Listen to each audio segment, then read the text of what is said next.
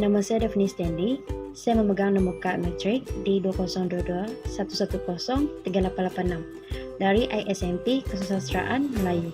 Topik yang akan saya bincangkan adalah berkenaan gaya hidup sehat. Apakah itu gaya hidup sehat? Gaya hidup sehat ialah aktiviti, pendekatan atau amalan sama ada secara fizikal ataupun spiritual yang merangsang diri secara fizikal ataupun secara kerohanian yang menyumbang kepada kestabilan fizikal dan mental dengan baik. Terdapat beberapa cara untuk memperoleh gaya hidup yang sehat.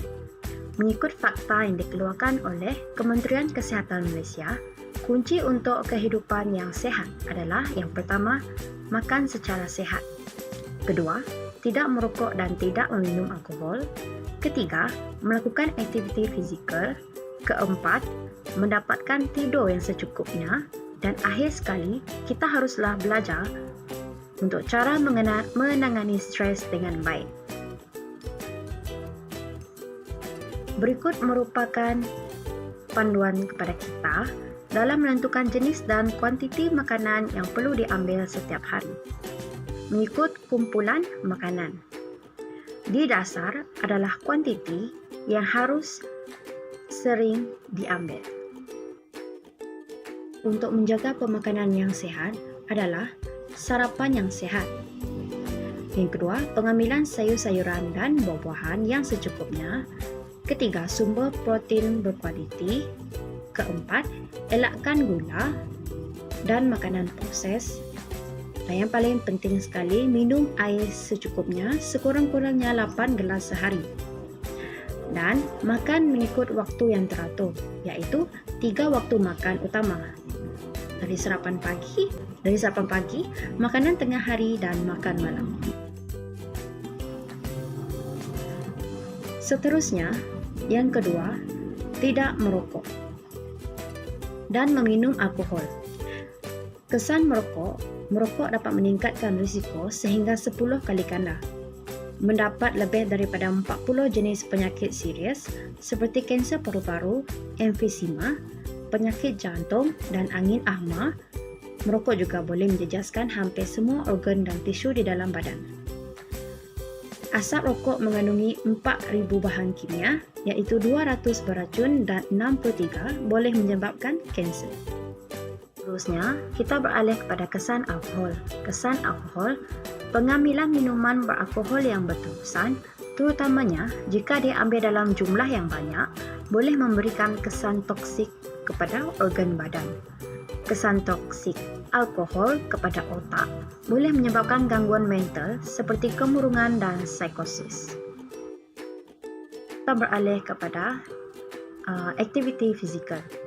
Melakukan aktiviti fizikal merangkumi semua pergerakan badan yang menggunakan tenaga dalam kehidupan seharian, seperti bekerja, berekreasi, bersenam dan bersukan. Hidup tidak aktif boleh mengakibatkan kegemukan dan meningkatkan risiko mendapat penyakit seperti penyakit jantung, tekanan darah tinggi, diabetes dan sakit sendi. Kemudian, lakukan aktiviti fizikal ringan hingga sederhana sekurang-kurangnya 30 minit sehari. Tempoh aktiviti ini boleh dijumlahkan sepanjang hari, sekurang-kurangnya 10 minit setiap kali. Jadi, pilihlah aktiviti fizikal yang sesuai dengan diri anda.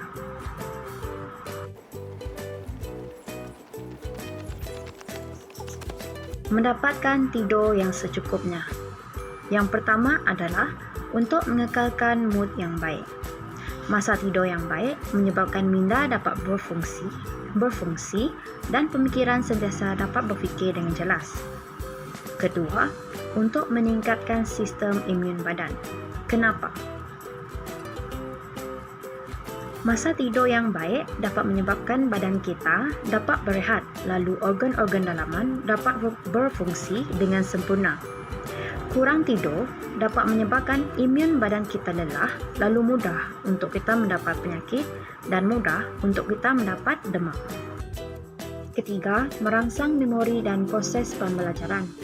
Hal ini kerana tidur yang secukupnya dapat menyebabkan kita mampu berfikir dengan baik dan kurang tidur pula menyebabkan kita lelah serta tidak berdaya untuk berfikir dengan rasional.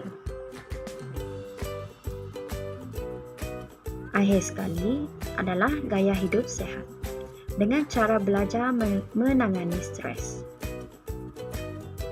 Seperti yang kita semua tahu, kemarahan adalah satu masalah utama emosi akibat stres. Stres dialami oleh semua orang sama ada di rumah, sekolah atau tempat kerja. Stres apabila keterlaluan berpanjangan dan anda tidak ada kemampuan layak tindak lalu membawa kepada kemarahan.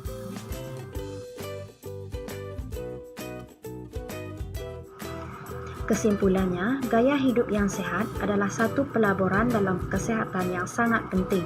Justru dengan mengamalkan tips dan gaya hidup yang lebih baik, kita akan bertenaga sihat serta hidup sejahtera. Ingatlah, gaya hidup yang sihat adalah kunci kepada gaya hidup yang lebih baik. Sekian, terima kasih.